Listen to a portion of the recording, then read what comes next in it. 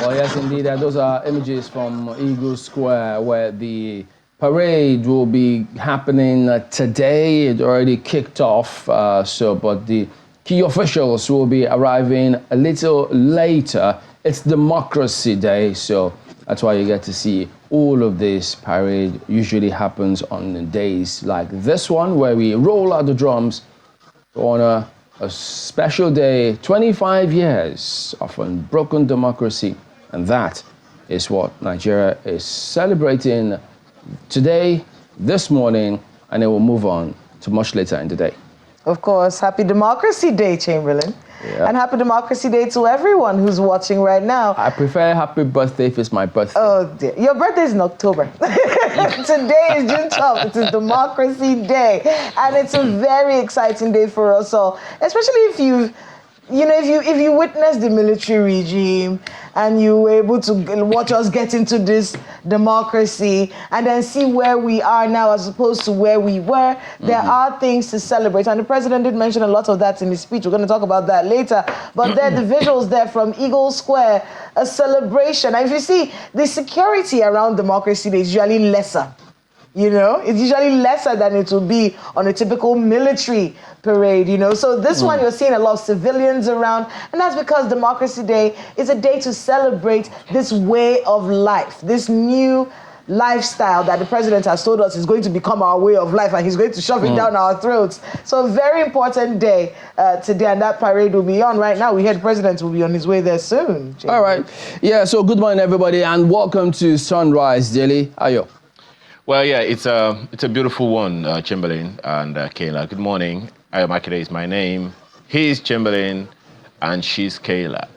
June 12, 93. Yes, so many people will be remembering so many things, about this day. So many people remembering so many things. Some, I don't know, overwhelming memories, overwhelming emotions making the rounds in the hearts and minds of so many people.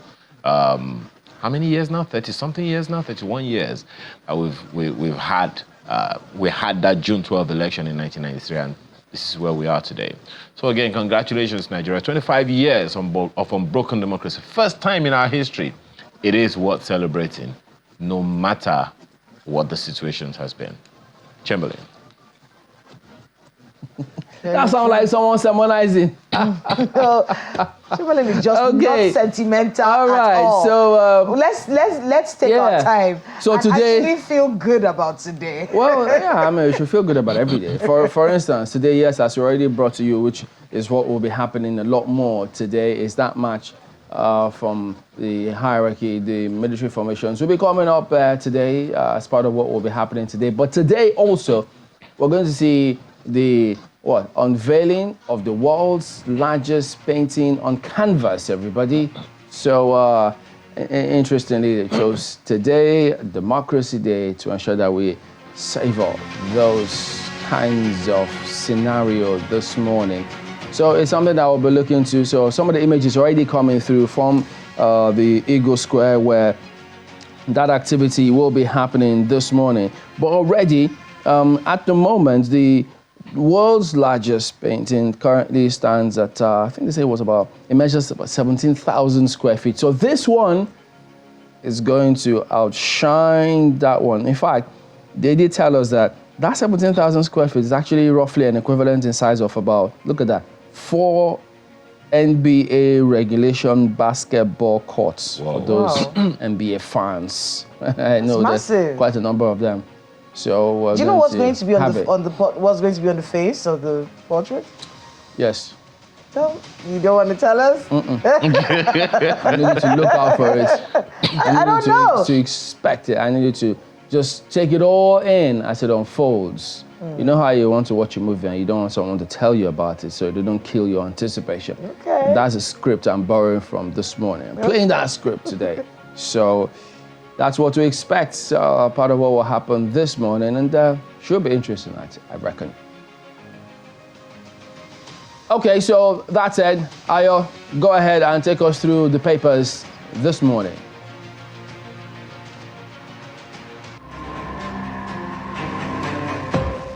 Today is June 12, 2024, and as would be expected, Democracy Day leads the front pages of most of the dailies this morning.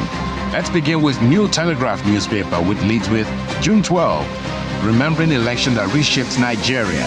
Look at the riders, key actors of poll annulment struggle for revalidation. Nigeria celebrates 31st anniversary. Tinubu marks second Democracy Day in office.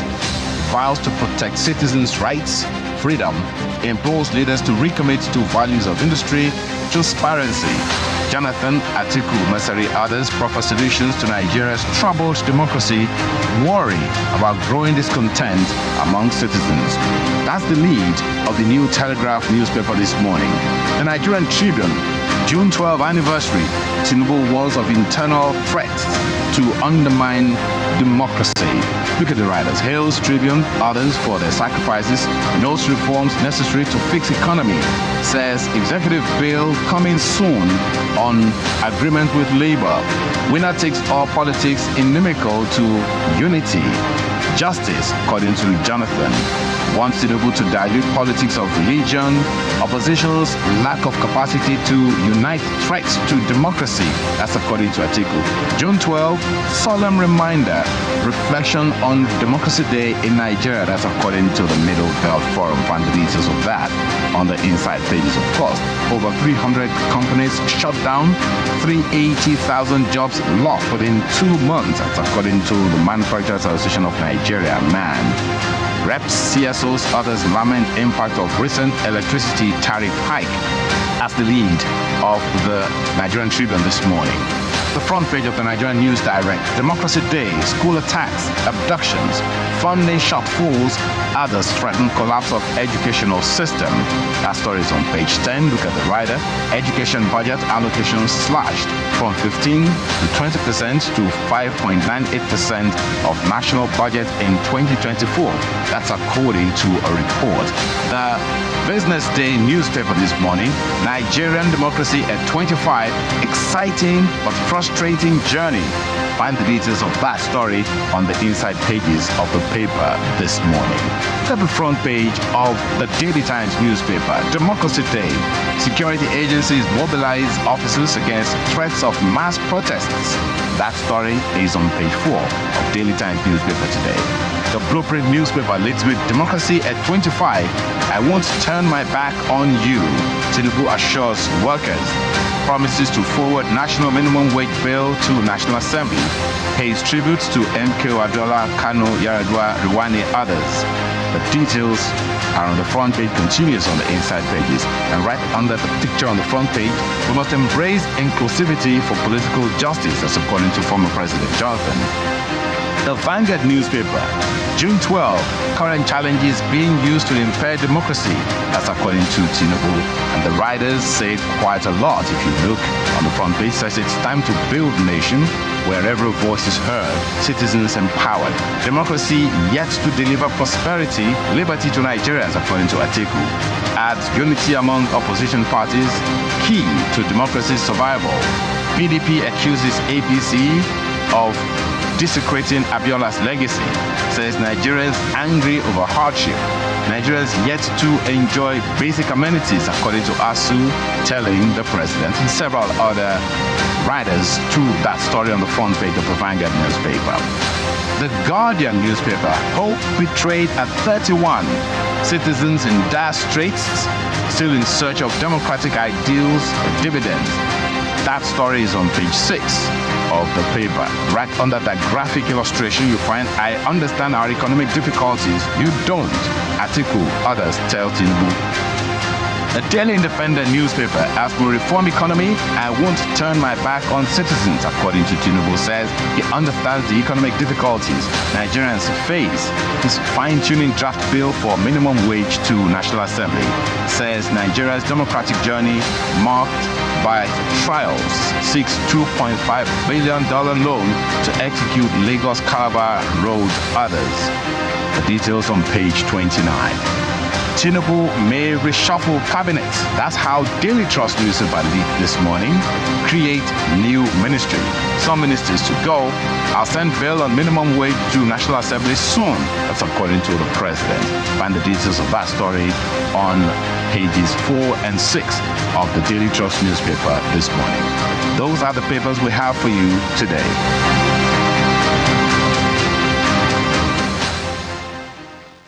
While we are celebrating Nigeria's democracy at 25 and June 12, 31 years after, I'm looking right above the nameplate of the Vanguard newspaper. And why? Because among other things, one of the things that can help us to continually celebrate Nigeria at whatever age or whatever it is I want to celebrate in Nigeria is when businesses are doing well. It's not news that some organizations tend to be leaving the country, while somehow, strangely, some others are coming back. But why are Nigerian startups struggling? That's what you'll find right above the nameplate. In fact, the very, very first story right above the nameplate of the Vanguard newspaper this morning, why Nigerian startups are struggling. The details of it you will find on page 14. And the question you want to ask is, if we know why Nigerian startups are struggling, then what is the way out? Is it issue of finance? Is it issue of infrastructure? So many things have been adduced over time. You may find it interesting to read what you have on the front page of the Vanguard newspaper this morning. And it's a concern because Nigerian startups shouldn't be struggling if the infrastructure are strong enough to sustain them. If the foundations upon which these businesses are laid are doing well enough. Nigerian businesses, small businesses, startups shouldn't be struggling, especially when we have a bill, a startup law that helps particularly fintechs to do very, very well in Nigeria. Are they also part of the people that are struggling, the businesses that are struggling in the country? Don't forget that about 70% of employment in Nigeria are being done by micro, small, and medium enterprises in the country. That said, and that's a global figure, something well above 50% of any employment age, any employment figures in any country, more than 50% of them are usually taken by micro, small, and medium enterprises, irrespective of what the locations are. Now, factor that also into whether or not the struggling startups are going to survive when the new minimum wage kicks in. Labour says they are looking at 6 figures. The state governors are saying they can't. That's government saying they can't pay 6 figures. They can't even pay more than 57,000 naira, according to them. Will startups be able to pay? Will they also be able to survive and thrive in this very chaotic business environment that we find ourselves now? It's our reality. It stares us in the face. I don't think it is anything for us to shy away from.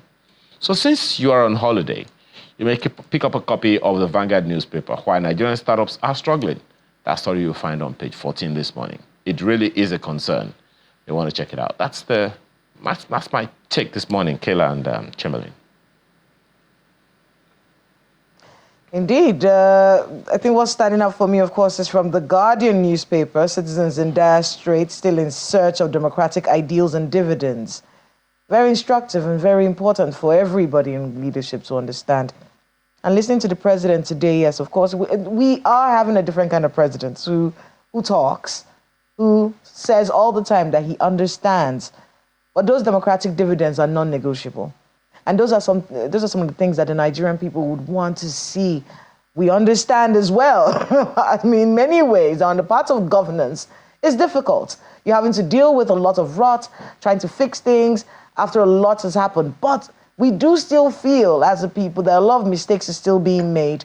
And the dividends of democracy seem pretty far away from the Nigerian. And those are the issues. And I think the Guardian captures it very much on page 6 this morning. June 12th was a very important day in Nigeria's history. And watching what has happened all over the years, the sacrifices that were made on this day, the people who died because of this day, and watching our people develop and have to go through all of that trauma is not that far away. If you're in your 40s, if you're above 31, You witnessed it, you know. So it's not a distant trauma. What are we doing about that trauma? That's a topic for another day. But then as a people, the dividends of democracy, it's important, very important. We're still in dire straits, still looking for those dividends of democracy and still hoping that our government will deliver as they promise that they will. Well, you know, quite a number of things stand out. Yes, the president has given a speech in terms of the expectations, says he wants to build a system where everybody's voice is heard, and part of that which we will look at. But there are some things that stand out, you know, economy, business, politics, a few things that the problems may seem huge. Yeah, they are huge, but not insurmountable, you know, because first is, if we get our leadership recruitment process right, goodness, that is going to go a long way in reducing all of this break back, the tension, the can I tell you something? everybody wants to grab everything. Someone said to me once, he said, Nigerians are great followers. Nigerians are great followers. All we need is good leadership. Everyone will fall in line. Do you remember when Buhari came into power and they started fixing all the street lights? For some reason, in this FCT that nobody used to obey traffic lights, everybody started getting in line because of the perception that a leader was coming in who was disciplined. That's how we are. If we get leadership, you are absolutely correct. The followership will fall in line. And you know, even now that this current government is in place, I mean, yesterday speaking to the governor in Zanfara State, how he was talking about the results on ground about security can be a lot better. And then you also ask yourself the question, all of these policies that this government has put in place, yes, they would announce the policies, but his lieutenants are the ones that are supposed to come in and take all of those things. But are they doing that? I guess everybody can see that, as a matter of fact. But I would like to inform our viewers now, we'll just be switching over to the platform where speakers will be talking about issues that concern you, the country. Let's go over now to platform coming to you live from Lagos. Okay, so moving on with this. So those are some of the huge issues that we need to focus on, which is part of what we'll talk about today when we come back to you all in just a moment. Don't go away.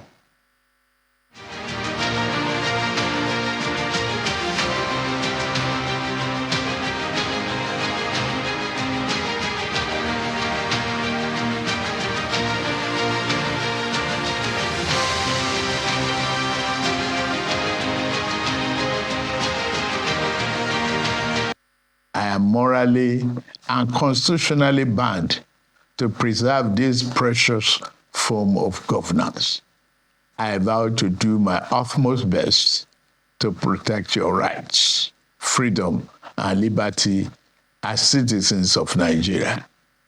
Even more than that, I pledge to do whatever is necessary to cement democracy as our way of life. Although the challenges are steep and multiple, I am grateful to lead Nigeria at this moment in our history and point in our democratic journey. I come before you also to declare that our most important work remains before us. The real test has never been whether we will rise to the challenge, the sling of misfortune and grievous pains of dictatorship. The real test is whether we shall lower our heads didn't say anything about reform. democracy as a shadow of despotism and its evident physical danger. It is a significant part. I say to you here and now that as we celebrate the enshrinement of our political democracy, let us commit ourselves to the fulfillment of equally important counterpart, the realization of our economic democracy. All right, welcome back. So we've got Mr. Jay Gapella here with us, CEO of TAF Africa. Good morning. Thank you for coming on today. Good morning, Chamberlain. Happy Democracy Day. Yeah. You are laughing. It's because he doesn't. Smiling. She loves democracy. I love Democracy Day. That's why. Chamberlain But doesn't. she on green. I know. How do I know? But I have my Nigeria badge with me. I mean, they can see that. Oh boy. Well, Okay. I think you're a true Democrat. I am. Thank you. There you go. Win elections first, and then we'll talk about that later. But the president did give his speech, so let's see how much of that we can take, for a moment and see some key parts of what the president said on his Democracy Day address. So he did highlight some of those things this morning, as you might have heard. So from the parts of that speech which you heard, what strikes out for you? I think it's a good thing for the first time, a president identifying the contribution of heroes and heroines of democracy. That was a good thing. And mentioning names, both those who are passed on and those who are alive, is an excellent component of that speech. However, there were some very missed opportunities, Chamberlain. And maybe in the course of this analysis, I took time to look at the president's posture. What was he communicating, apart from his verbal presentation, the non-verbal posture of the president? What does he portend? And I think I'd like to talk about that. But the economic component that received what I would describe as a mere mention, I had wanted him to roll out as part of democracy some of the policies that he is thinking about. And this is me. I wouldn't be talking about minimum wage without mentioning specific figure, and I think that's one thing that I looked at. But overall, it would receive a pass mark, but I wouldn't consider it a very excellent speech for Democratic Day. But I thought he said he was going to transmit those minimum wage matters. Remember, they have to get it and send to NAS. So doesn't that make sense? Well, for a president, what you say carries weight. And I don't think it would be fair on the citizenry to give us half-baked information, I mean, why? And there was something that he said that I would have, if I'm a speechwriter, which I may not be, for the president, I would have taken it out. And that's the aspect of saying that the labor people came and broke bread. It was unnecessary. It was unnecessary. And it can send a very, very wrong signal, as if the labor people are coming for breakfast, But however, like I said, it's above average speech because it did not capture one aspect of democratic process that this country is yearning for, and that's electoral reforms. He acknowledged, yes, election makes for democracy and all that, but as a leader, he will not tell me that he's not aware of the fact that there are flawed areas in an electoral system, and that there's been very well-meaning, well-articulated, strategic reports on how we can reform the election that most government have not paid attention to. And I think he should have given us some, pathway to what may look like a reformed process of the election in its entirety.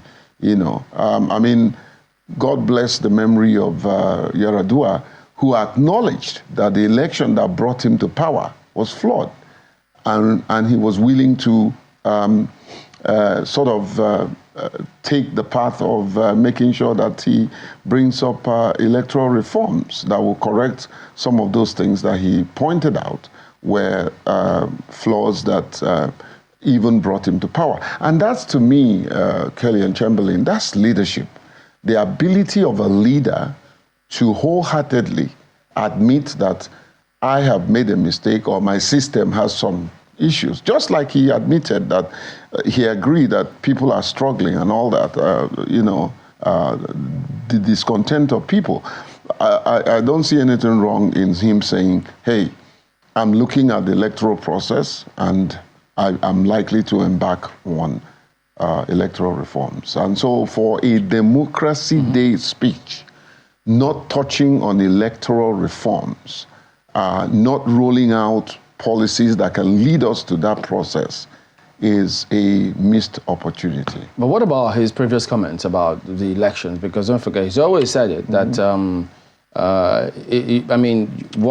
some may think, we will expect him to mention reforms if they had said, okay, the elections are not that perfect. Did you get the narrative preceding this day? No, but as we did with the Electoral? Chamberlain, you know that this government has been bent on pursuing the policy of legitimacy. They don't want, it's a elephant in the room for them. Yeah, I was asking if you were surprised. Which any government should do, you understand? Go ahead. Yeah. I was asking if you are surprised that the reforms you wanted him to mention was not mentioned today. I am surprised. Concerning how the narrative they had maintained before today. Yeah, I am surprised. And you don't have to do reforms all the time to validate your democratic position. You do reforms because you want to leave a legacy. I mean, I think in many ways he didn't want to go into it. It did feel like he didn't want to go into that conversation. Because his words were, while elections attract dramatic attention, but they are but one aspect of democracy. Well, and then he focuses really his speech on democracy being a way of life. But I think one of the things that, and you mentioned that earlier, was he harped a lot on those who sacrificed for our democracy. Yes, that was very commendable, very commendable. But however, I'm not a tribalist, but I'm also had expected a broad mentioning of people that have actually contributed to the democratic development in this country. I wanted to see more of a few of the Northerners. Yes, there were a few mentions of the Southeast people, and of course the Middle Belt and all that. But there are a lot more people that have made democratic sacrifice. I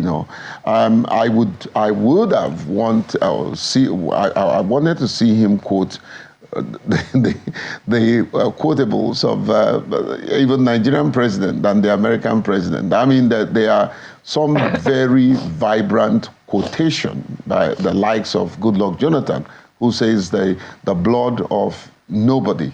My political exactly. So you're talking about the fact that how he quoted foreign presidents from the American president. Well, he also. Okay. These are some of the highlights of what he said. Yeah. Oh yeah. Mm-hmm.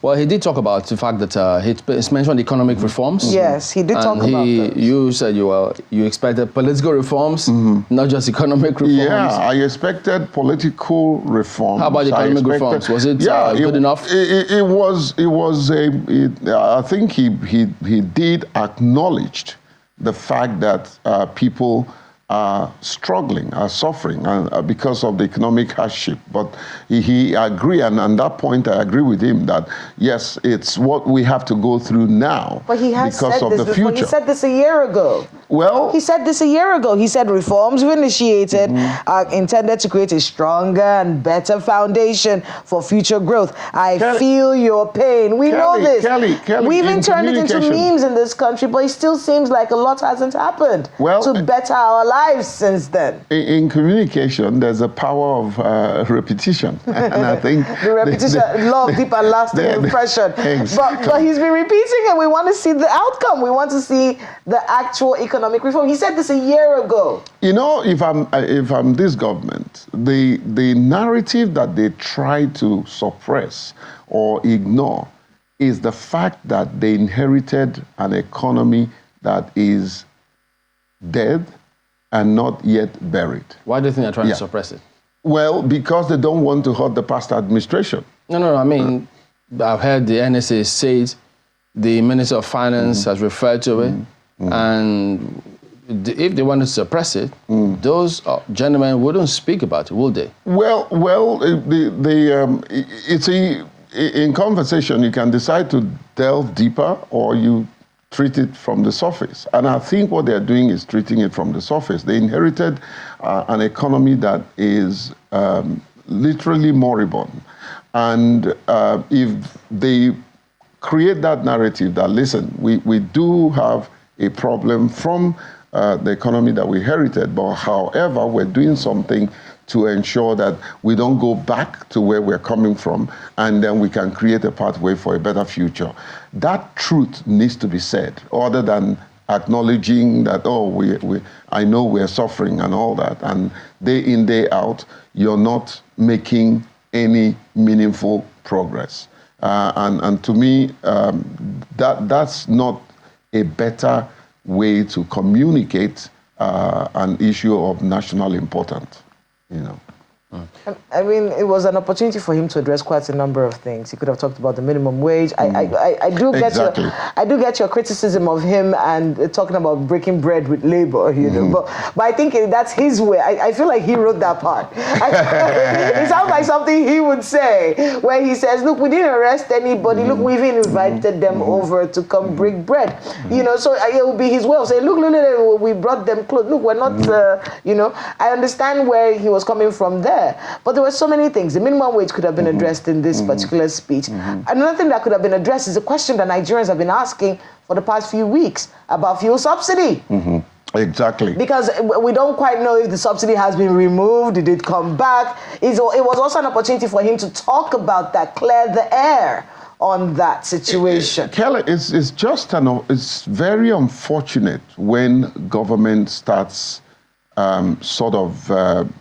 there is what looks like a confusion within the government.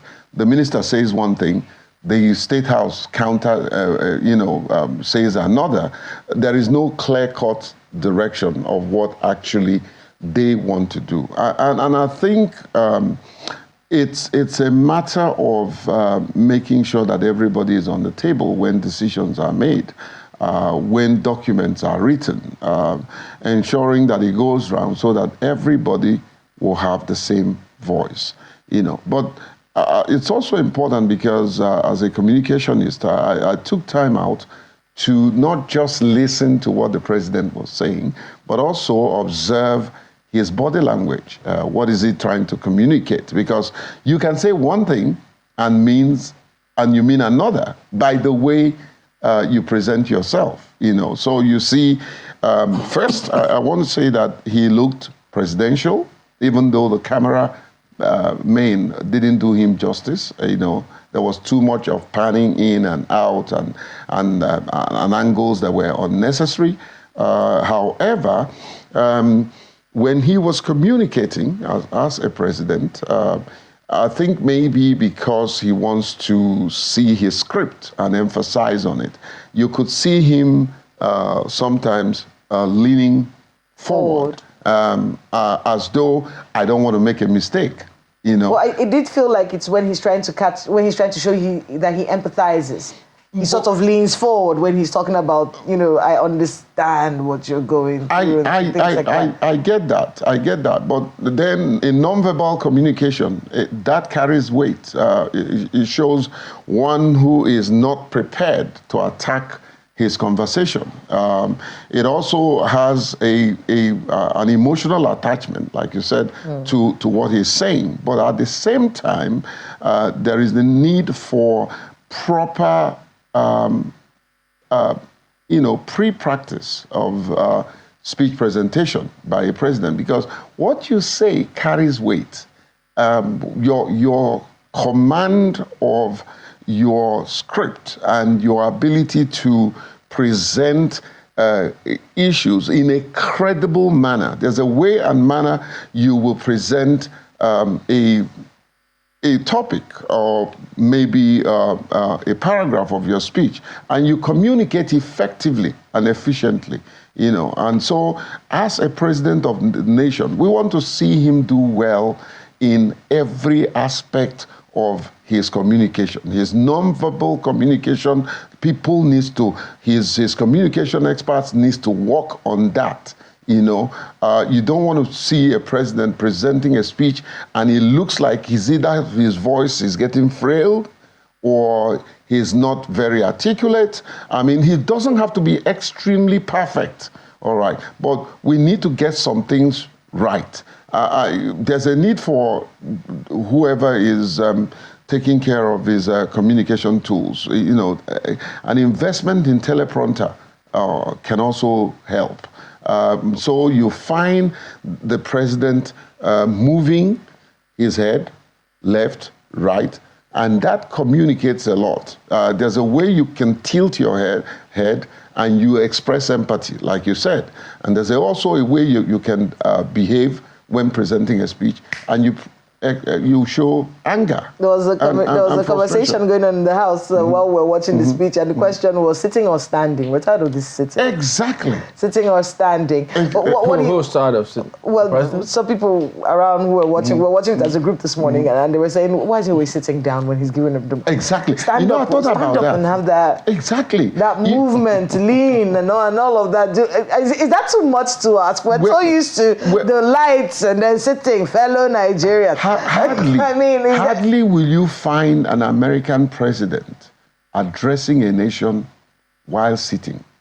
Well, sometimes they do. They do. In times of they war. do. I said hardly will you. I'm not saying they don't do it at all. But most times, even President Biden, who is a very old man, you will see him stand because you need to communicate that the president is healthy. Therefore, the nation is healthy. Do we prefer a strong economy and then political reforms to this standing or sitting? No. But you see, all of that, because it's a package, isn't it? You want to also make sure that investors, those who are watching our president, believes in the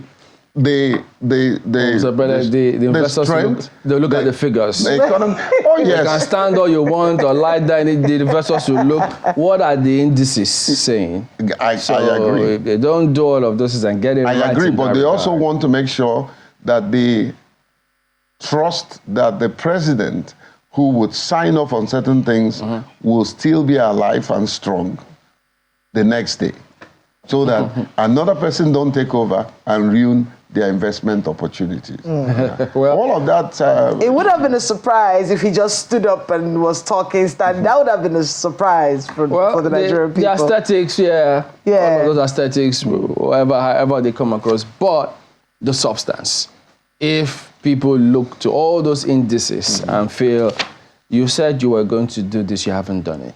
If people look at the speech and say, well, in the last Democracy Day, you said certain things, what we'll see, the result is different.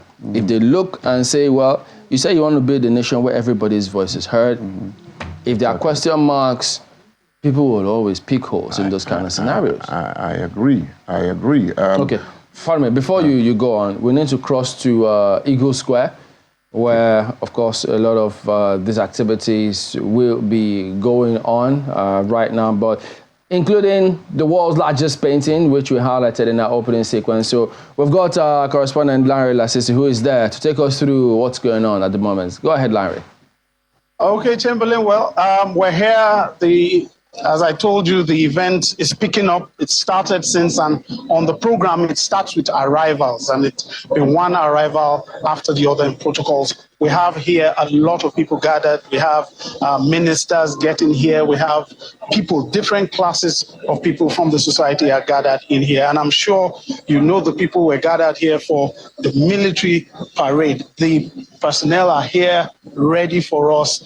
And you can see them in their colorful array. I personally love the horses. And this is one of the things I look forward to outside the quick march and the precision with which this men go about their business. But I'd like to draw your attention to what I feel is the major highlight of today's event, which I think turns this event apart.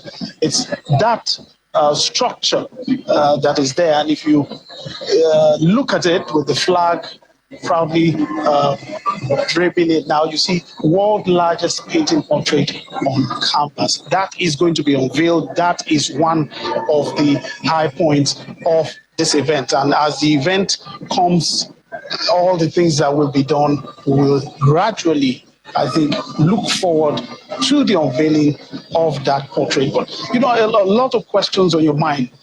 Portrait, that large, how was it done? Who did it? What? Well, I have a few of those answers here. And I have here with me the artistic director, Opeyemi Olaore, who is going to tell us a little bit about it. Good morning. Good morning to you. I want to ask, did you do this alone? No, it is a collaborative effort of 37 artists, coordinated by Artifacts Gallery. Myself, Opeyemi Olaore, Toyin Jinodu, Adele Oladepupo.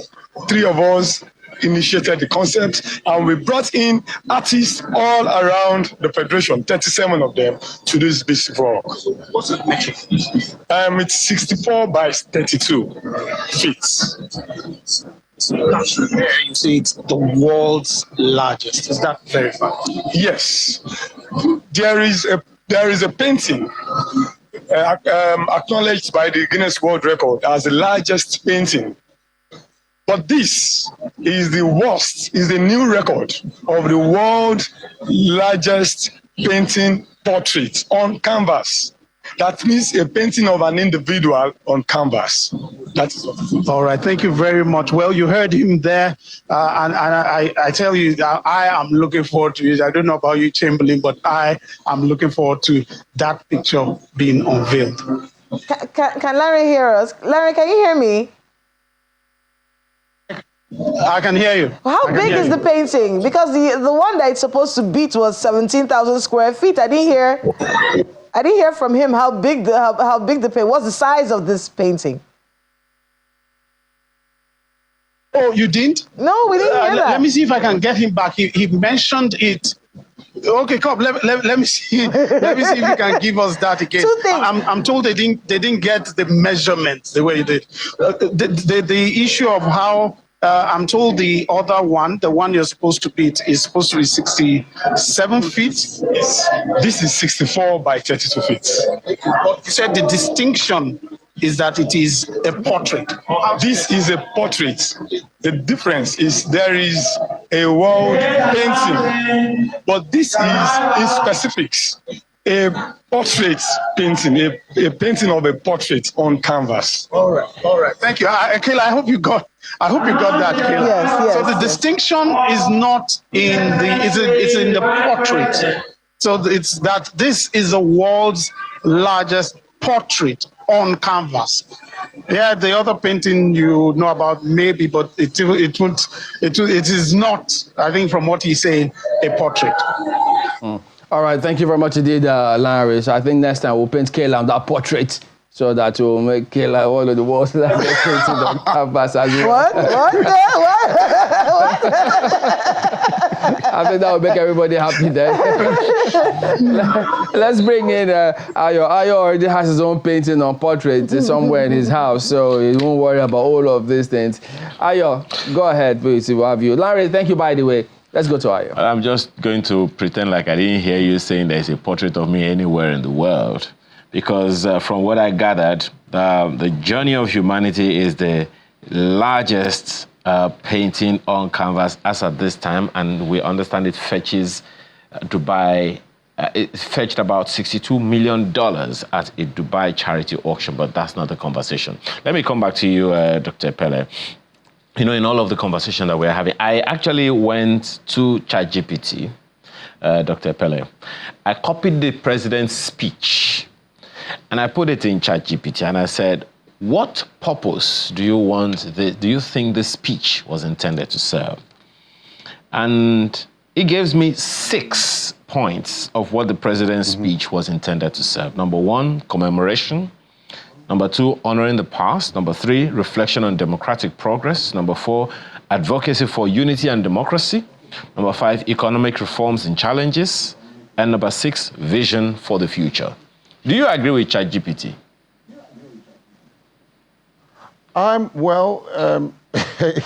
I do agree, because some of those, some of the components of the speech, which the chat pointed out, a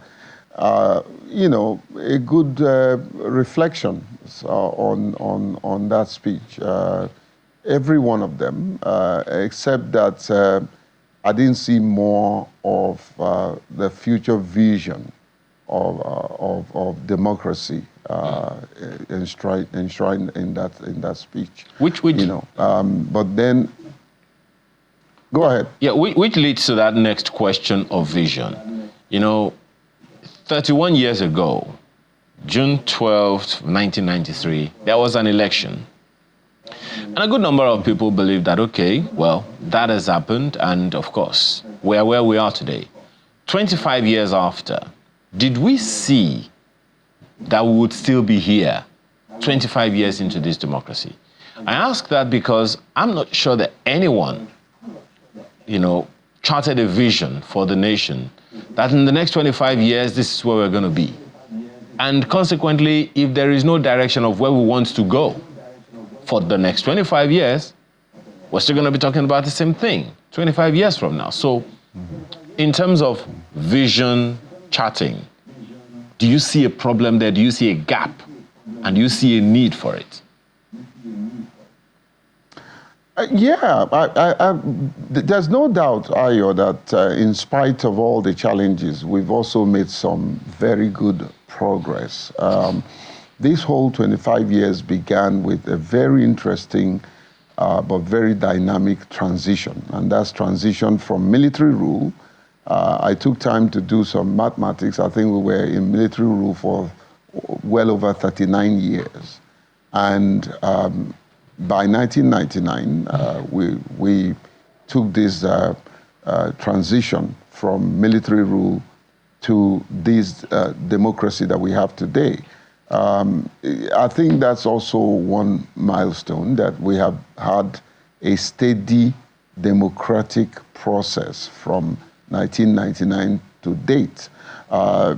Do we have a clear-cut, crystal clear vision that encapsulates the values of democracy? I would say we're struggling in that direction. We haven't been able to articulate clearly what vision of democracy that we want for our country. There's been trial and error, and that's why every now and then we keep changing our electoral laws, which there's no problem with that because that's dynamic. It doesn't have to be static. However, we need to clearly define the vision of our political leadership and political entity that we have as a nation. And one of the things that I am doing, Ayo, and I pray that it comes to pass, is to see, and I'm trying to do that with your pastor, Dr. Samademi, is to see how we can entrench in the curriculum, educational curriculum, teaching in the civic education space, political leadership, where democracy, types of governance, what it takes, what it means to be a leader, and how elections can pave the way for peace in a country, and voter education, So these are some of the steps that we need to take as a nation holistically, and encapsulate that in a democratic vision for Nigeria. Right now, we are doing a bit of trial and error. And I must also say that there is one aspect of the president's speech that maybe he didn't go deeper, is the values that the civil society have brought to governance, democracy and governance in this country. I can tell you for free that what we have today, in spite of all the challenges, that civil society have played a very critical role in bringing us to where we are today, whether it is funding electoral processes and policies and frameworks and technology. We have done quite a lot. Enormous resources has gone in. Enormous effort has been employed by civil society to bring us where we are. So I want to say that to all my colleagues in the civil society space, happy Democracy Day. You've worked hard. We will continue to work. Well, democracy, we often hear this, that the reward for good work is more work. So it's more work. now, you know, one of the reasons I asked that question about vision is because of ownership. Not once, not twice have I seen people listen to the national anthem, the current national anthem, and they refuse to get up. So it lends a bit of credence to what you said the other time about communication. When we're going to hear any initiative from government, we just hear it. Generally, people just like, okay, this is what we're going to do, and then we just get up and do it. No one really takes time to communicate, educate people, give reasons why these things need to be done. And consequently, people are like, okay, well, you can't just shove this down my throat. I'm going to take it. You want to, disrespect me, then I'm going to disrespect you as well. We lose sight of nationhood at that time simply because of the communication or a lack of it from relevant authorities. That's right. Where do we go from here? That's right. Well, Ayo, one very powerful tool of communication is called television. And if you look at the word television, it's a compound word, and you can sum it as tell the vision. So guys like you and several others, when the reason why we listen to you is because when you're presenting news, you're giving us the details of that news, and you have the professional experience to communicate that news in the most effective and efficient way. And I think that is where the rubber meets the road. I think most of our leaders are not taking into cognizance the need to educate themselves on how best to communicate. And when you are communicating, you communicate facts and figures. You communicate the truth. You communicate what tomorrow, if somebody asks you, you will remember that you said it. So when communication lacks credibility, it doesn't make room for believability. People will not believe it, no matter how eloquent you are. And it's important that I underscore this, Ayo. I'm a Christian, and I like to borrow my wisdom from the scriptures. I think it's in the book of Luke. He says, God said, I will give you a mouth and a wisdom. Now, to me, that sums up the essence of communication. Mouth is the skills by which you communicate, eloquence. Wisdom is the content of that communication. And so no matter how skillful you are in communicating a content, if you don't have that content, you will just be making noise and nothing will come out of it, because the essence of communication is for you to get a favorable feedback. And so there's a need for professionals like you and several others. Maybe some of our leaders needs to leave those that are their political supporters and begin to look in the direction of professionals that can educate them, lead them, help them, fine-tune what they are communicating, so that it can be efficiently received by the target audience. And so, yes, there's a need for us to define the vision of where we're going. Again, the scripture says, where there is no vision, the people will cast off restraint. And so, vision is the primary force that takes us to an expected end. Is the picture of a future. You know, if you want to, we're talking about painting. If you want to paint the future of the country, you paint it from the standpoint of a vision. And that's why you never see any true child of God that ventures to get involved in spiritual matter without first telling us that God gave me this vision. You know, so it's very important.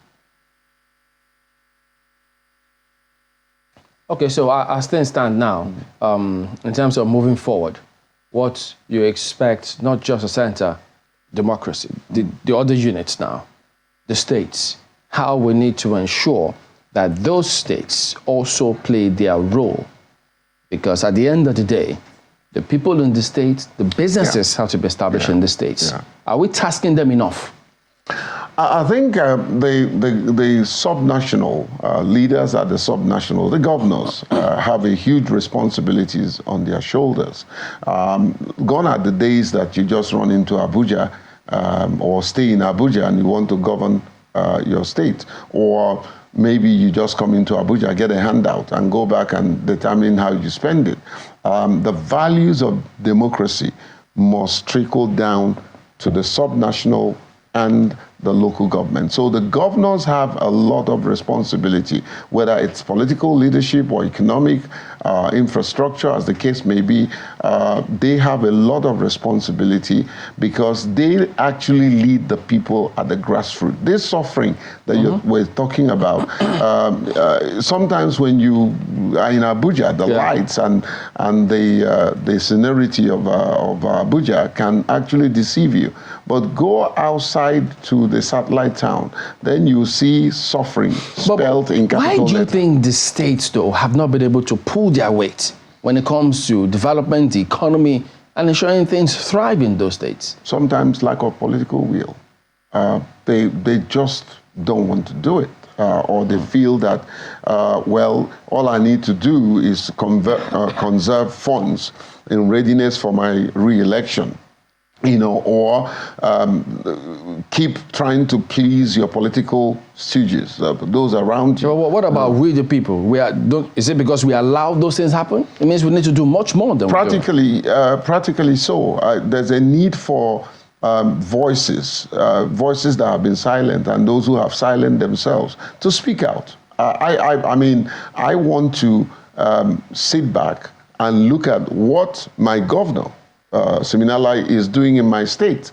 And if it's not doing well, I will be very bold to speak to him to his face. Now, that, just like you may be able to do that. What about several other people who appear to be economically emasculated? Can they get their voices heard? You don't need economy. The Chamberlain, your station invites me here. You have never asked me for a dime. The thing is, I'm ready to stick out my neck, to speak some truth to power, and don't care what happens to me.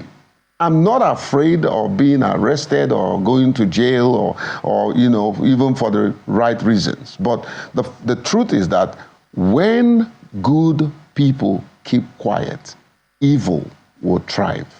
And so there's a need for voices to be heard, to not just speak. I will not try to be a protectionist of what my state is doing just because the governor comes from my place. In fact, the fact that he comes from my place, the onus is on me to tell him the truth.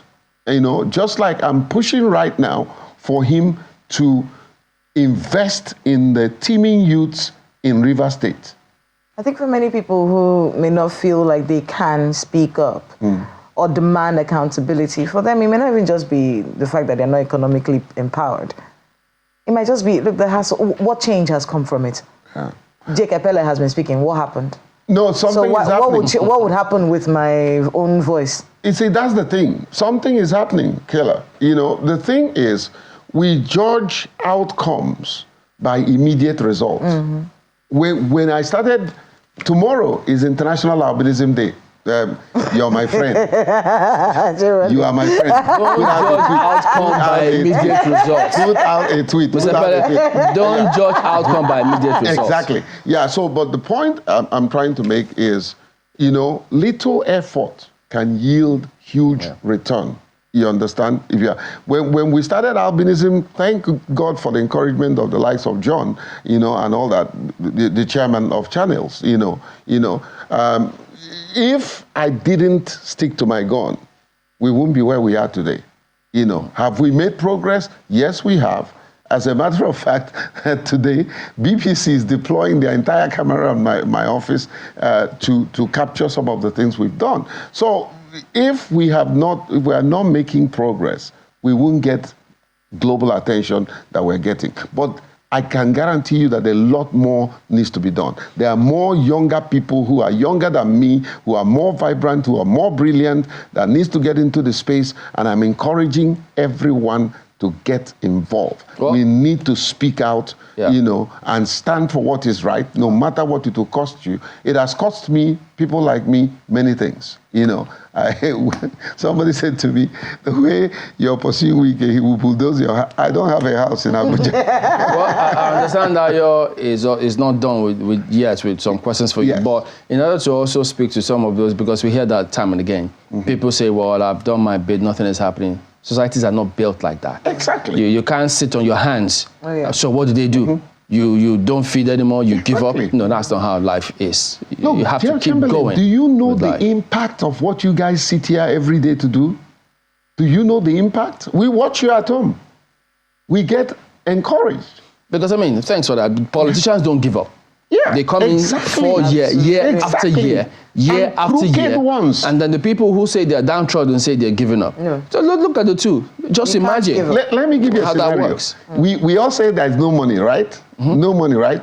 Take a drive around Abuja and see the massive infrastructure. Even in Lagos. Houses. Different parts of the country. Individual houses. And people say... And the speed with which they build it. Somebody, I don't want to mention name, is building behind my office. In record time, 6 months, its 17-story building is up. I was told that he paid cash for the builders. It's sold as well. Exactly. All the buildings are sold as well, so people are buying. Exactly. So people better wake up wherever they are. Wake up and smell the coffee. Ayo. Let me make this, maybe annoy you a little further, guys. It was on Saturday, Chamberlain, you are aware, I hosted Alibaba. And we were having this conversation around, the creative industry, him being an industry leader.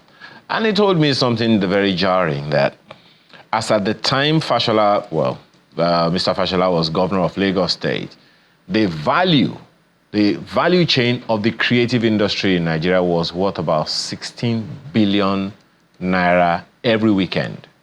I asked him further, what would it be worth now? He said something in the region of 20 to 25 billion every weekend. Multiplied by that by 52, and then you have an idea of what happens, and that is just in Lagos alone. If we try to cascade that down through the nation, of course, every state has different capacities. We know what can come out of that. So yes, there's some value in this country. But it is the problem of ownership, Dr. Pele. It is the problem of collaboration. Young people literally make up the creative industry. Young people literally make up the fintech industry. Now, there are those who are counting their losses from 31 years ago. They are still pained by the things that they had to go through. Some went to jail. Some lost infrastructure. Some lost property.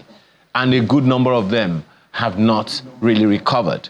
I read, I think it was 1 or 2 days ago, that the Parking Kumin who designed the Nigerian flag, I understand, I hope it is not true, that the man has not been buried for some reason. So that's some Nigerian hero. And there are those who are saying, okay, they are the labors of our heroes past. Aren't these in vain already? So 31 years of June 12, 25 years of democracy, What are we telling the young ones about the future of our nation? Because what they can see is what they hear. Mm-hmm. Well, Ayo, I'm going to sound a bit motivational. Listen, everyone watching, especially the young ones. Number one, I stand here to say that, yes, our generation have failed you in certain things. There's no doubt about that. But that does not mean you can't forge a future for yourself. One of the greatest thing anyone can do to stall your progress is wrapped up in two words, or one word: giving up. When you give up, they say you can't go up. There's a need for you to stay focused. Every successful person was once a failure. I have failed in many things to get to where I am. Have I been successful? Absolutely, to some extent. But success is never ending. So if you're a young person, you have failed, what happened to you is that you failed forward. Get up and try again. Do the best you can, but make sure that the best that you're doing is what your Creator, God, will have you do. In the midst of these economic downturns, I've employed more people. I've increased salary, because I want a team that will be productive in whatever I am doing. And so don't take everything that everybody is saying, oh, things are hard. Yes, you know that. Great leaders are produced in the midst of crisis. Great, successful people have made wealth in the midst of famine. So don't ever give up. The best speech that I ever heard was by Winston Churchill when he came in Oxford just before the breakout of the Second World War. And he made a great speech. 2 words: don't give up. Don't give up. 3 words: don't give up. So don't. Ensure that you work collaboratively, work as a team. They define team as together everyone achieve more. I work with a team of people. When people see me, oh, you're doing that, I laugh, and I'm always open to give credit to those who are helping me push me forward. I give credit to channels. Most of my advocacy, you have brought it to limelight. I give credit to the likes of John and Chamberlain and Ayo and everyone. My dear good friend, that her hair looks like something that should be painted. So there's a need for young people out there to not give up. But also, it's important for you to build on your character. Character is everything. Character is who you are in the dark. Character can make or mar you. Focus on your character. I pay less attention to reputation. I pay more attention to character, because once I get my character fixed, it will fix my reputation. Ayo, this is what we need to do. Venture out, your young people, venture out, do something for yourself. You don't ever buy this crap that you can be rich by doing Yahoo or trying to cheat people. You can't. Those things will fly away through the window as they come through the door. So venture out, do what you... Dr. Pele, I appreciate, all that you have said, and yes, you said it right. It is motivational. But there's an issue Chamberlain raised with you earlier about state governments. The young people see these things. We can't hoodwink them anymore. Gone are those days when governments did stuff and no one knew about it. I can't count the number of videos I have seen on social media that identify the number of vehicles on the convoy of any governor or any minister or any president of the Senate. Everybody wants to, what's the word they use now? Blow, not glow. Everybody wants to make it. Everybody just wants to get up there. But they would also come up and say the motivation to do these things aren't there. Dr. Pele, you grew up in a generation where patience was a virtue. Today, would you say it is still a virtue that young people are able to embrace or even taught? We are celebrating democracy, but many of them even go down our thread when we're talking about this conversation right now. Many people, while the president was speaking, believe that there is nothing to celebrate. Well, let me redefine patience. Patience is not just waiting. Patience is refusing to take the alternative, but sticking to what you're waiting for. Again, you find the Bible saying that Abraham hoped against hope. It was so bad, there was nothing to hang on to, but he kept on staying focused. There's a need for young people, take your eyes off the material things that you see, that you don't even know how these individuals in this Prado and the rest of vehicles, how they got it, And that's why, for me, in my organization, I was given a vehicle by one of our development partners, and I put their logo there, and they drove it into my apartment, and my son jumped and said, "Oh, Daddy, you bought a new car." And I said to him, "No, I didn't buy a new car. That's not my car." Because one day, when we are done with the project, they will take it back. And so if you present it the way it is, people will take you. And like I always say, it's important to capture these things. I say to people, especially married individuals like us, let people around you know what you have so that they don't give you bills you can't pay. And that applies to us as husband. When your wife knows what you have, she will not give you the bills you can't pay. But when you pretend to hide everything and pretend that all is well, then you get bills that you cannot pay. So young people, don't be deceived by the vehicles you're seeing. Do you also know what those guys go through? Sometimes I know a governor that his best time of work is from 12 to 3 p.m., and all day he will be also doing the work. But what I'm saying is that we need to make these political offices less attractive in terms of materialism, so that the people that are coming into it will know that they are coming to serve. They are coming to serve and not to be served. And Jesus painted it well. He says, "I came to minister and not to be ministered to." So there's a need for this youth and this generation, their attention to be driven to the value of service, selfless service. I run an organization, we're not doing badly, but people are surprised that I don't have the things that they expect me to have. You understand? But it doesn't really bother me. What I want to do is to serve the community and serve this nation.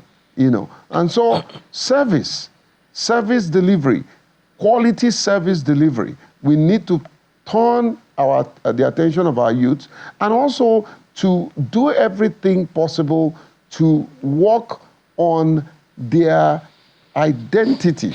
This issue of mistaken identity or borrowed identity is destroying the fabric of our youth. You don't have to be like Jake to be accepted. You don't have to be like, or you hear John Momo, you want to be John Momo overnight. It has taken this man years to build this institution called Channel. Anything you achieve overnight will die over time.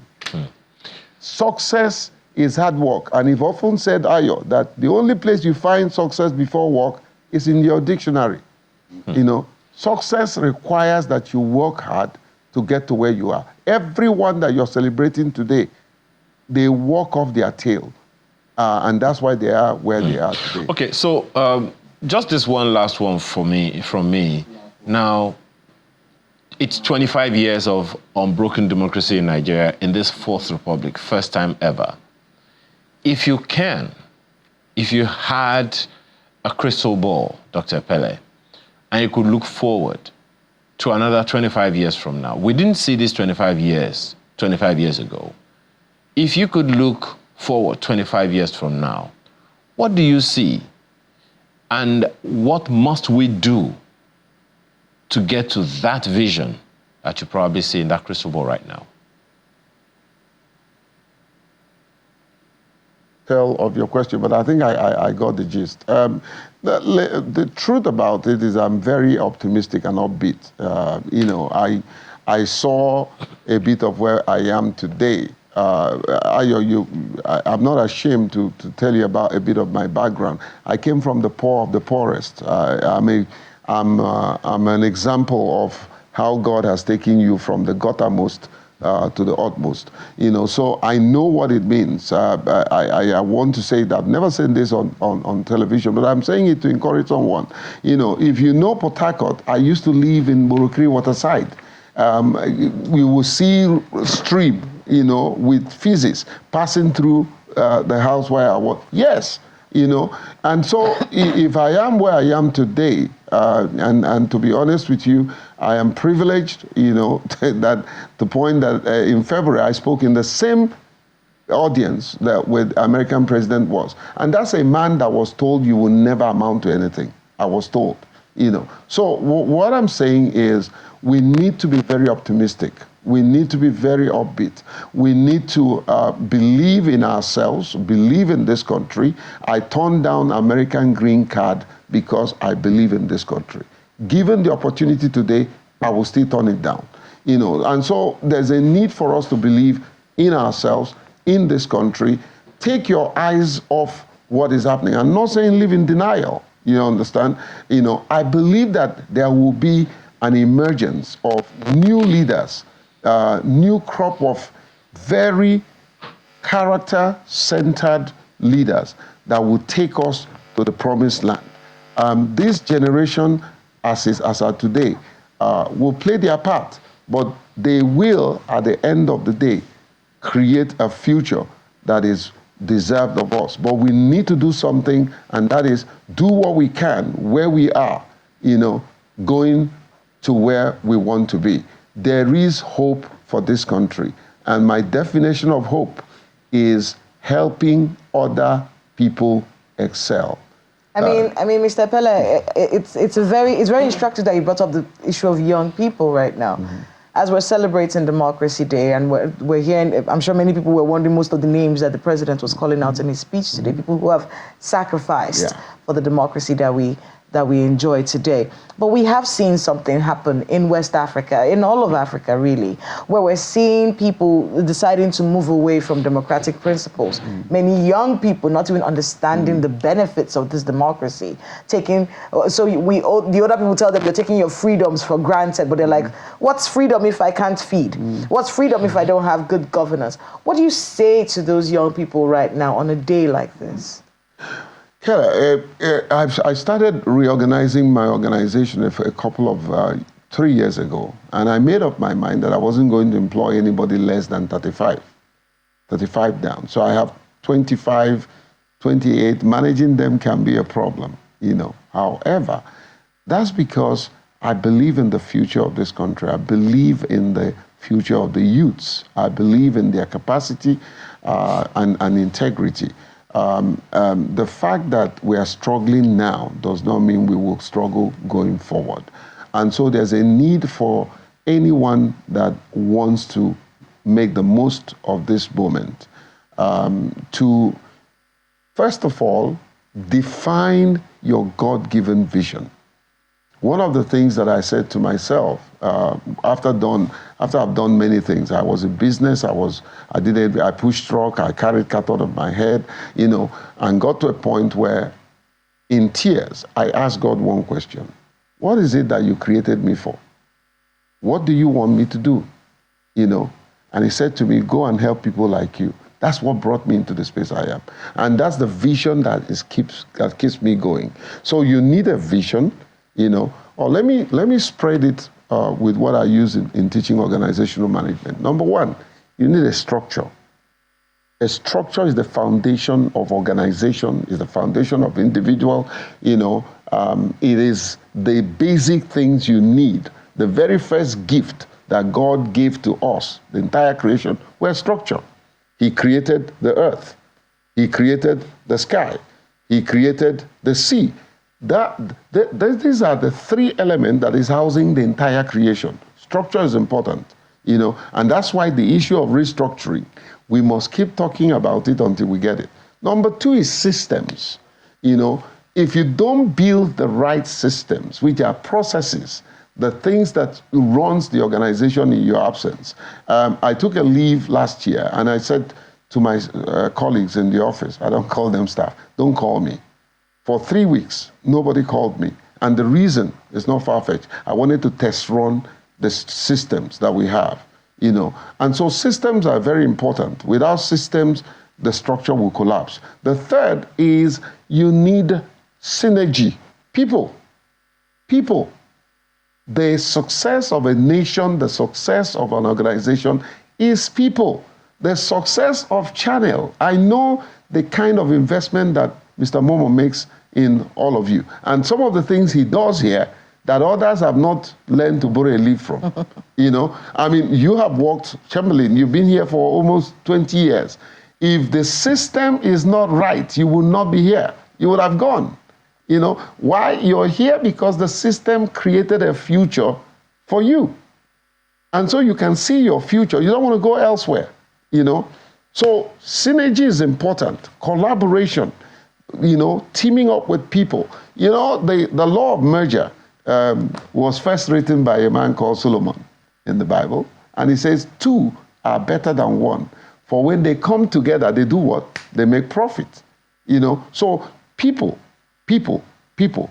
great asset. The other one, Keller, is strategy. You need ideas to run as a youth. And I'm being this very motivational, intentionally, because we're talking to youth, intellectually driven. So you need to be strategic.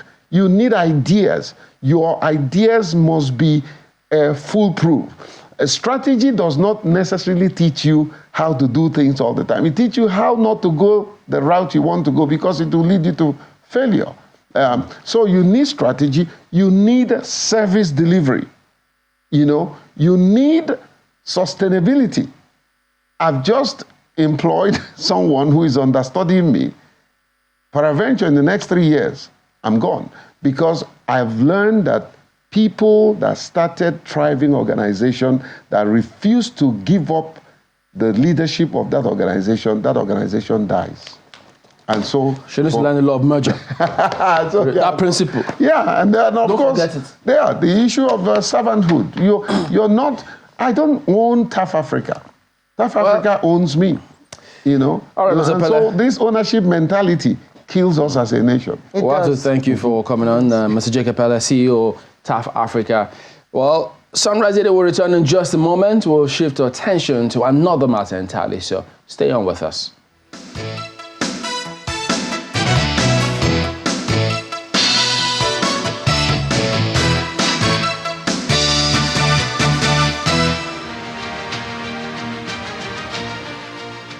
Welcome back to Sunrise Daily. Yes, as you've seen there, Mr. Ibrahim Dosara joins us next. He's the former Commissioner for Information, Zanfara State. Good morning. Thank you for coming on today. Good morning, Chamberlain.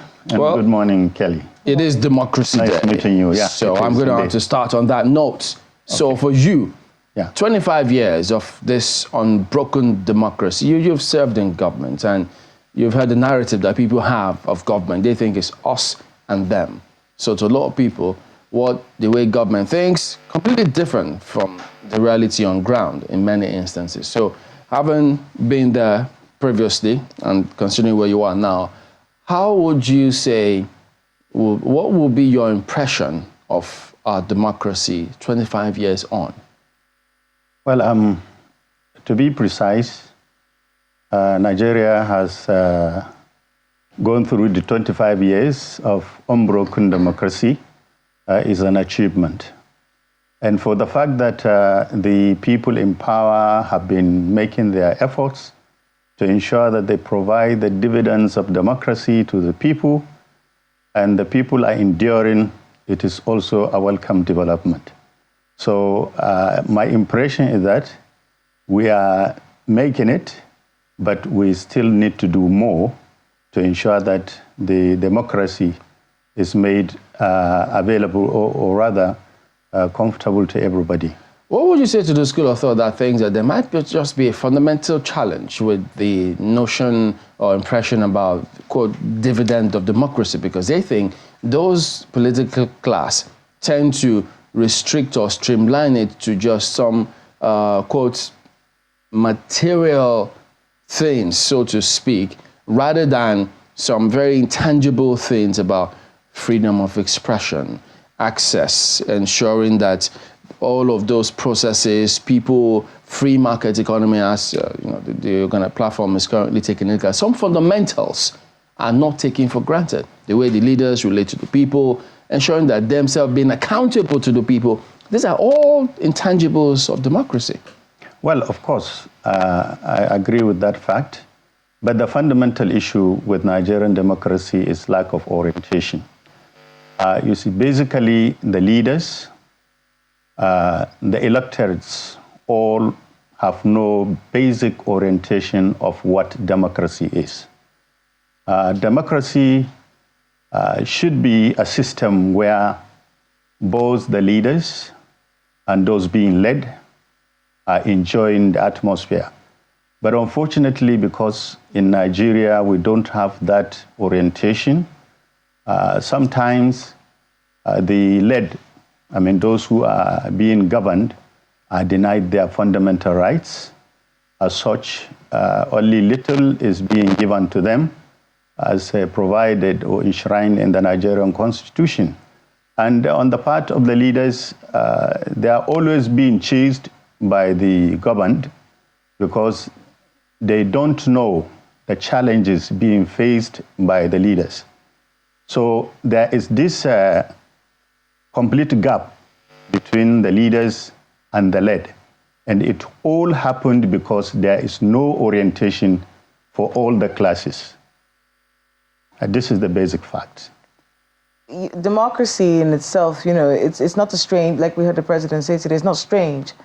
And it has to be something that is a way of life for all of us. You've been here longer than us. You've been around longer than both of us have. Yes. What would you say is the major constraint to making democracy an all-encompassing way of life for the Nigerian? Like I told you, I still want to go back to the basic orientation. We need to be oriented. Leaders ought to know that they should lead in accordance with the oath they have taken, and they should fear God and to make sure that they are there to better the lives of those they are leading. So on that note, people whose lives are supposed to be bettered, we've had years of, in fact, the way some newspapers are putting it from, they said hope betrayed at 31. And that's because many people do not believe that they're receiving the dividends of democracy. What can leaders do differently to change this perception in the minds of people? Well, even those that are being led ought to do something, and that is to elect people that are worth electing. But how do they know them? And this is where the leaders come in to give the basic orientation of the kind of leaders the electorate should vote in power so that they protect their interests. It's not just about we vote anybody we want, or you use money to buy power. When you use money to buy power, honestly, you can't do what the Constitution requires you to do. So you have to make sure that you give the basic orientation to the electorate to vote those that have the quality, have the sincerity, have the honesty, have the fear of God in leading them. That takes us to the states in terms of how they've performed so far, because democracy states have a huge role. We'll talk about the federating units, their responsibility to the center, to the people above all else. Much as we talk about the state assemblies, whether or not they've had any impact whatsoever. But in Zanfara State, security is a big thing. And many, for those who are watching from a distance, can't seem to understand why that is still a huge challenge. We had the governor the other day about how he's grappling with scenarios right there. What could you say about why Zanfara is still experiencing the kind of security challenges they face today? Well, I had the governor. I watched him live when he was doing the interview. But I'm sorry to say His Excellency has not been fair to the system, has not been fair to the people who watched him, because he didn't say the truth. Basically, the problem with Zanfara State insecurity can be viewed in terms of two factors. One is the economic factor. The other one is the political factor.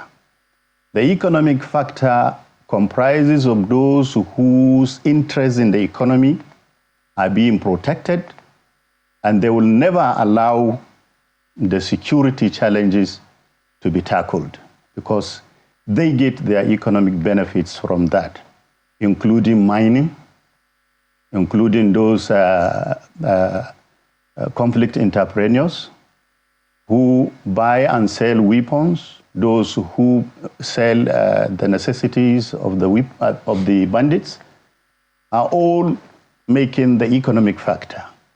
The political factor is that the Zanfara State political gladiators refuse to team up as an entity to protect the interests of the people of Zanfara State. And this is what constitutes the political aspect. Okay. So almost all the gladiators are after their own interests, not the interests of the state. When you say... And this is exactly what is happening, and this is why the insecurity challenges in Zanfara State continue. So you say that he didn't say the truth to those who watched him. Of course. Does that mean that he didn't also say the truth about him meeting the president and then the president giving directive, or that when the security agencies are executing some of these things and then they stop at a certain point?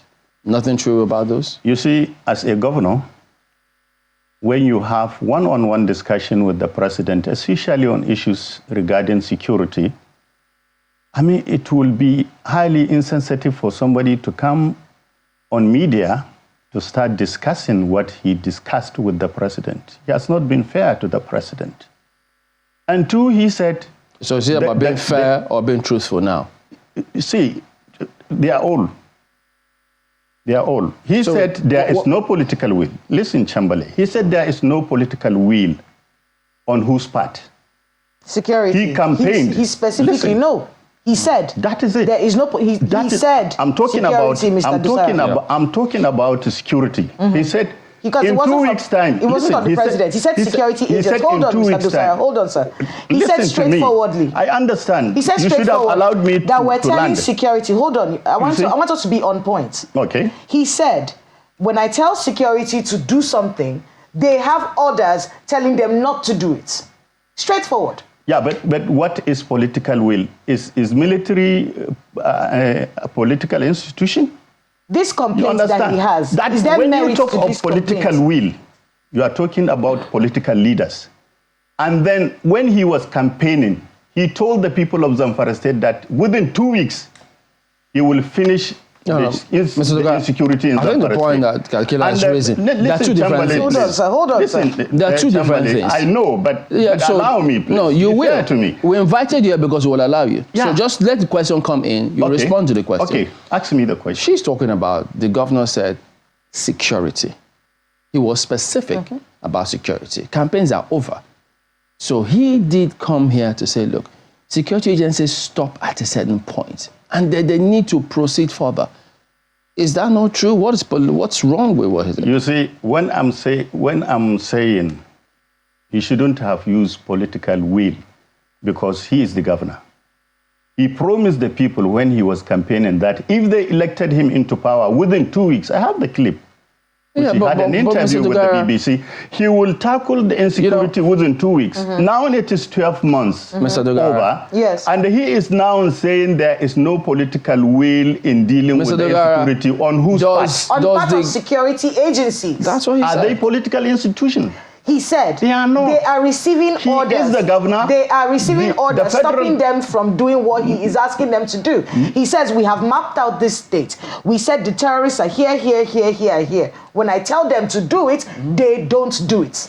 But Who is stopping them, Mr. Dosara? but who should lead them? He wasn't staying He's in specific Zanfara too. State. He said that security agents don't take instructions from him. They have their own bosses.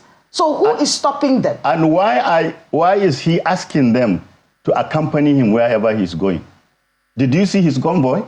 Mr. Dogara, these are not the issues. The are not the vehicles issues that now. were bought. With due respect, No. let me ask you. When she said that the governor was specific about security, Yeah. you're saying he made campaign promises. Yeah. Everybody, they all make campaign promises when they promise. Yeah, but so now the thing about that is this: do governors, does the army and the police, do they take, or CDC or NSA or civil defense, do they take directive from governors in this country? It all depends Is it on yes your or no? working relationship. No, No. it all depends on your in working what circumstance? Hold on. In what circumstance can the army? Governor in Zanfara Just State. a minute. In what circumstance There are can the governors army in that. take directive from governors? Tell us. See, like what I'm saying is that he wasn't the first governor in Zanfara State. There were governors, and they worked with this military. You said And it depends on the circumstance. And I'm asking, in what circumstance does the army take directive from governors in this country? He is the chief security officer in the state.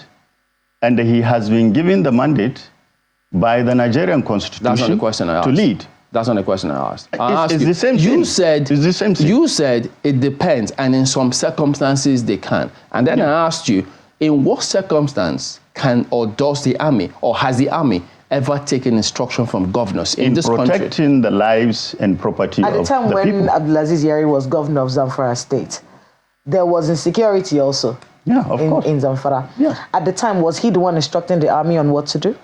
No, I mean, in some No, he wasn't. circumstances. No, he wasn't. In some circumstances, Okay. he do give directives To the army? to the army, of course. And the army will take instruction from the governor? Yes, of course.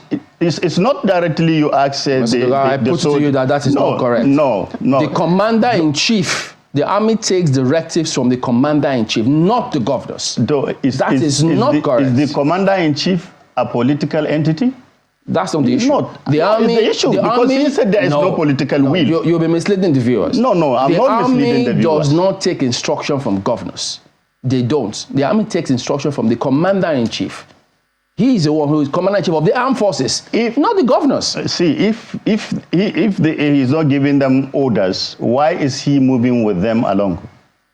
No, you see, that's a different issue. That's a It's not a different issue. entirely, Mr. No, Dosara. it's not They different don't take issue. If you instruction. don't, Mr. if Dogara, you- I think everybody knows you this. see, It's basic. Chamberlain, let's understand. It's basic. The army doesn't take instruction from governors. If you said military or soldiers, police, and other security operatives are not serious, they have lukewarm attitude in tackling insecurity in Zamfara State, he didn't why say- are they being killed? He didn't say that they were lukewarm. He says that they are receiving instructions, stopping them from taking out No, the instructions I have said. I saw this I have interview met- myself. And you know, let's even get to one of the people that he said he has met. Because he said, I have met with their bosses to say, look, this is what the situation is. These are the places where these people are. What's happening? They're not listening to me. They're not taking any instructions. They're telling me that someone is stopping them from making the right decisions, even though we've given them the kind of, help that they need. Let's talk about one of those people, which is someone that you work with right now. Yeah. You work with the Minister of State for Defense. Hold on, sir. You work with the Minister of State. And the Mr. President sent him troops, and he sent him machineries to fight bandits. And so what's the problem? The soldiers are not working. They're not doing what he's telling them to. That's the point If here. Mr. President can send soldiers, there is no how soldiers will not work. I want to be able This to is get one you on thing something we else that he have to talked about. He understand. talked about Mr. Matawale, the Minister of State for Defense, who used to be governor before him. And he said categorically that we are not feeling the weight of this man. We're not feeling the import. Because if this man was governor, of this state that I'm in with all of these problems, and now he's Minister of State for Defense. There should have been more done for the state to preserve it. What do you make of that? I heard you ask him question. Did he ever contacted the minister or any of the ministers? He said he did. He dodged. No. He said he did. He dodged that question. He dodged it, Keller. What he said was, he met Commander-in-Chief. I mean, he met the Chief of Army Staff, he met the Chief of Defense Staff, he met IG. That was how he answered the question. Okay, so your point is that he didn't meet the Minister of Defense? He did not say, not even Matawale, but the Ministry of Defense. Okay. He is not relating with the Ministry of Defense in any way. At all? At all. Wait, the Minister or Minister of State? All of them. The Badaru, the Matawale, none of them is Zanfara Governor Dauda Lawal is interacting with in tackling Zanfara state insecurity. Okay, so if that's the case, if he's not doing that, have they tried to reach out to him and say, in fact, even Mr. President asked them to go to Zanfara and meet the governor. I swear to God, Did they I told you this. When they sent to him that they were going there, he said he was in America. They should please help him when he comes back. He will call them. And up to today, I'm talking to you, he did not call any of the ministers. Now, how did he expect insecurity to be tackled in 2 weeks? And somebody who is not staying in his state, he can spend 2 weeks not in Zamfara state, and you expect the military, the soldier, the police, and other security operatives to work in consonant. So is it because he should be around within the state to be guiding the security personnel, the security operators? He should be liaising with them. There are some issues that are seriously needing his attention. Do you know where the governor is right now? I don't know. He's in Zanfara? I don't know.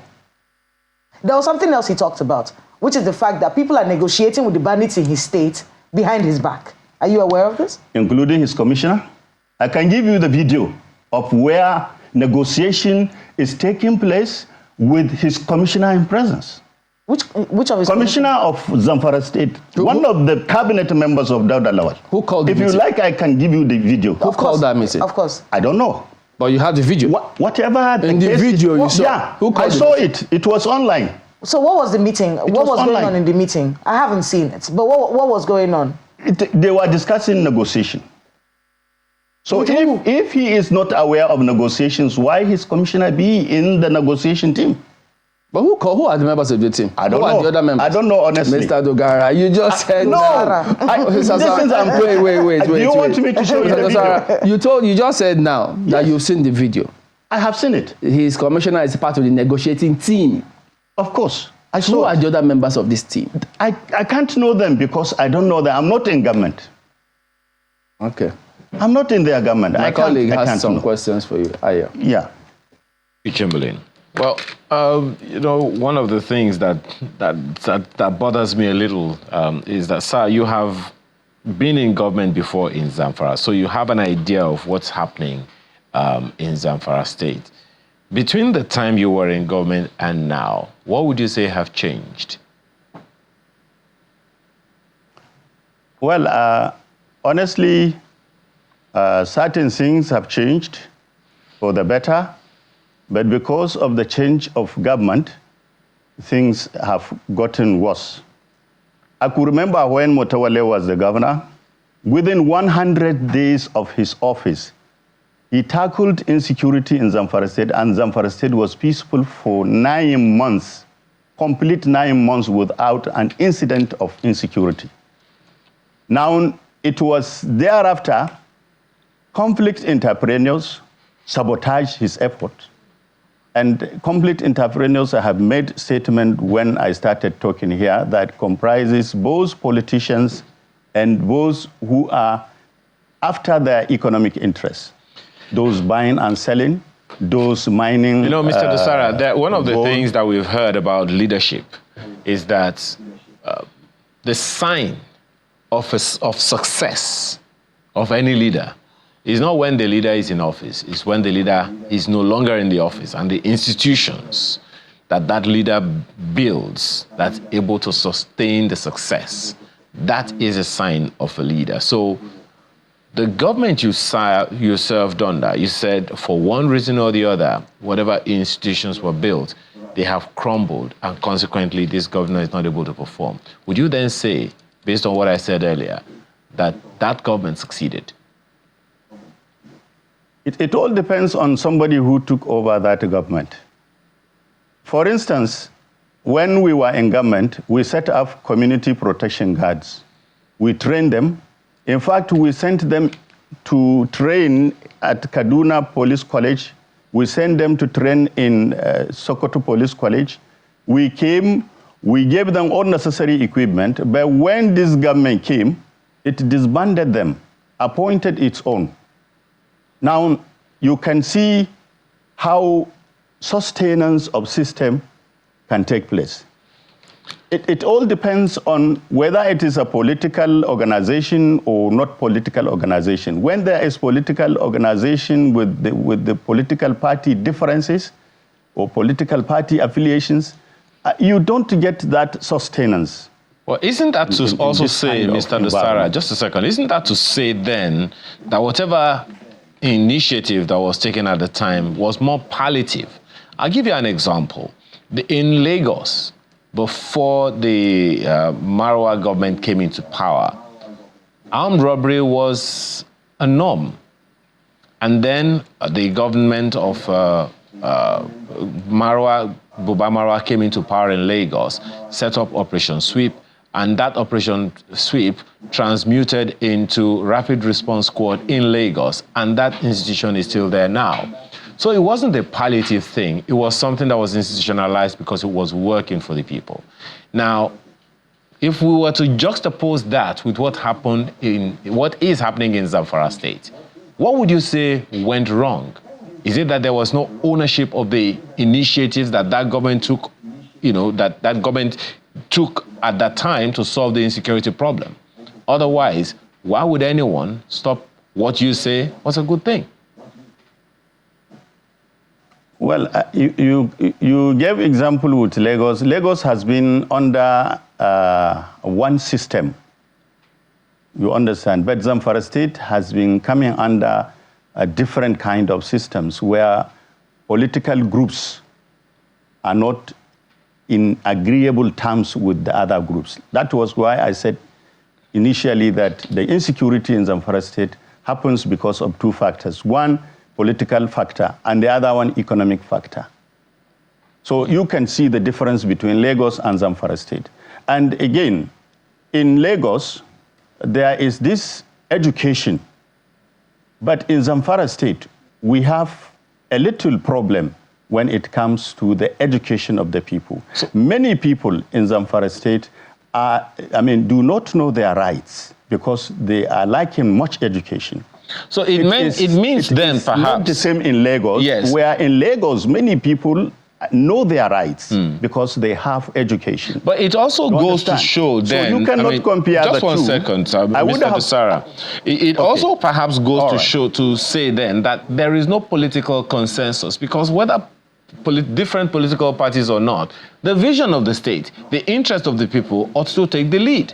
So whichever political party comes in, if the political class have a consensus that we want our state to develop, it wouldn't matter what political party anyone came from if the intention was not just to grab political power.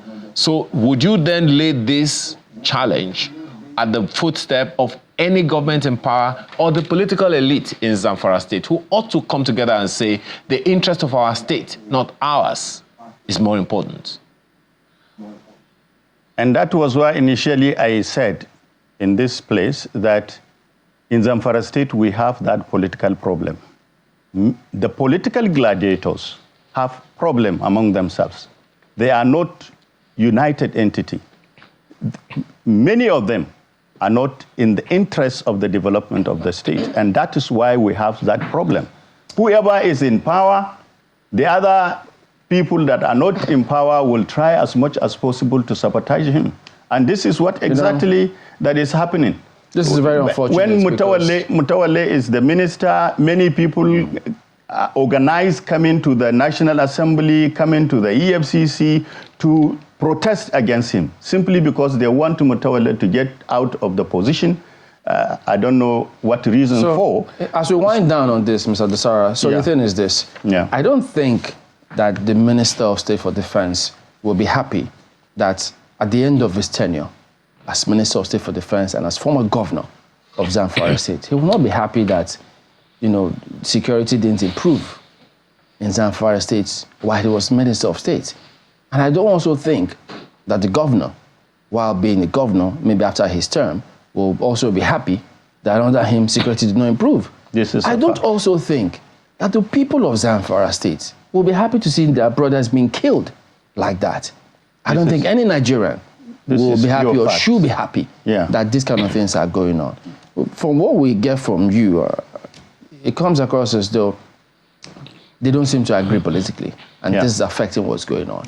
And so clearly, it will mean that something needs to happen for them to work together. What do you suggest? Well, the fact is that Mr. President had intervened.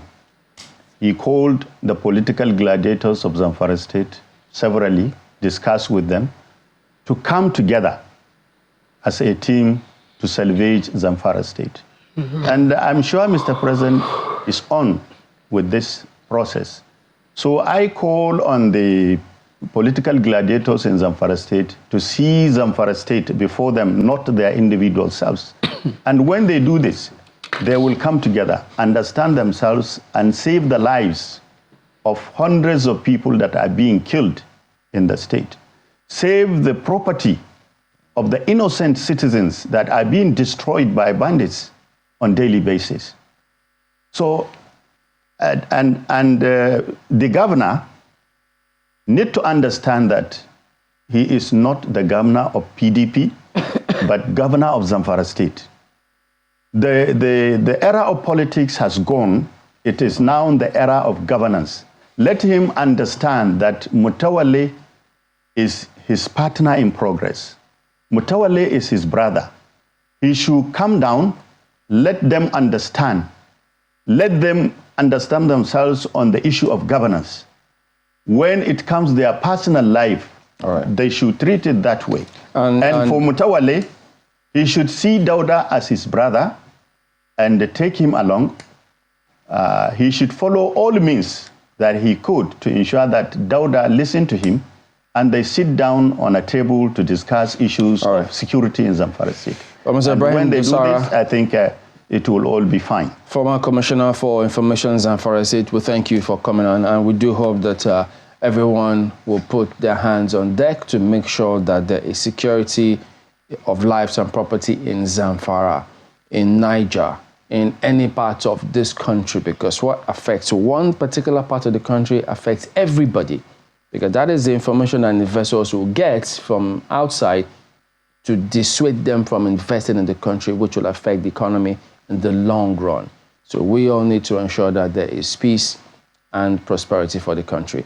Well, that is the show today. We do thank you all for watching. We'll see you next time. I'm Chamberlain Uso. Goodbye. Have a beautiful Democracy Day and remember to cherish it. I'm Kayla Magwa. And I'm Aya Makinde. Have a beautiful day.